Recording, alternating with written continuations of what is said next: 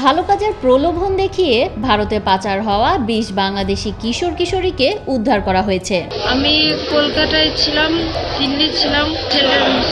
দালালদের খপ্পরে পড়া এসব কিশোর কিশোরীকে দিল্লি, মুম্বাই, কলকাতা সহ ভারতের বিভিন্ন এলাকা থেকে আটক করে ভারতীয় পুলিশ। প্রায় ১ বছর শেল্টার হোমে কাটানোর পর গত ৩০ এপ্রিল বাংলাদেশ ইমিগ্রেশন পুলিশের কাছে তাদের হস্তান্তর করে ভারতীয় দূতাবাস কর্তৃপক্ষ।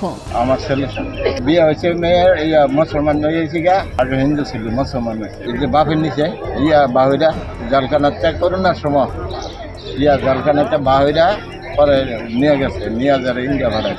ফেরত আসা বাংলাদেশিদের বাড়ি খুলনা, বাগেরহাট ও চট্টগ্রাম সহ দেশের বিভিন্ন জেলায়। জানা যায় দালালদের খপ্পরে পড়ে ১ থেকে ১.৫ বছর আগে সীমান্ত পথে ভারতে যান ভুক্তভোগীরা। আমি ১-১.৫ বছর আগে বেরোচ্ছি, আমার বান্ধবী আমাকে নিয়ে গেছিল। পাচার হওয়া কিশোরীদের বিভিন্ন ঝুঁকিপূর্ণ কাজে বাধ্য করা হয় বলে জানা গেছে।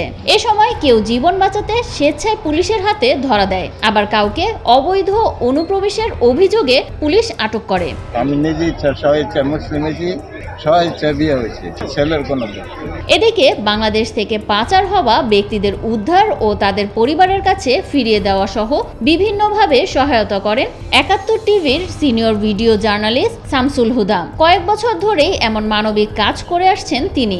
যারা হারিয়ে যাচ্ছে, ফ্যামিলি থেকে বিচ্ছিন্ন হয়ে যাচ্ছে, অথবা কোনো না কোনোভাবে সে পাচার হয়ে যায়, তো এরকম যদি কোনো সংবাদ আমার কাছে আসে তো আমি চেষ্টা করি তার পরিবারকে খুঁজে বের করার। যদি পরিবার না পাওয়া যায়, পরিবার পাওয়া গেলে তখন তাকে ফিরিয়ে আনার যত রকমের প্রক্রিয়া আছে আমি ব্যক্তিগত উদ্যোগেই করে থাকি। আর এই কাজটা আমি করছি গত ২ বছর ধরে, একেবারেই ব্যক্তিগত প্রেরণা, ইচ্ছায়, যেটাই বলি না কেন, কোনো রকম সহযোগিতা কার কাছ থেকে পাওয়া হয় না, নিজে নিজে যতটুকু পারি সেটাই করছি। কলকাতায় নিযুক্ত বাংলাদেশ দূতাবাসের সহযোগিতায় নাগরিকতা যাচাই শেষে তাদেরকে দেশে ফিরিয়ে আনা হয় বলে জানান সংশ্লিষ্টরা।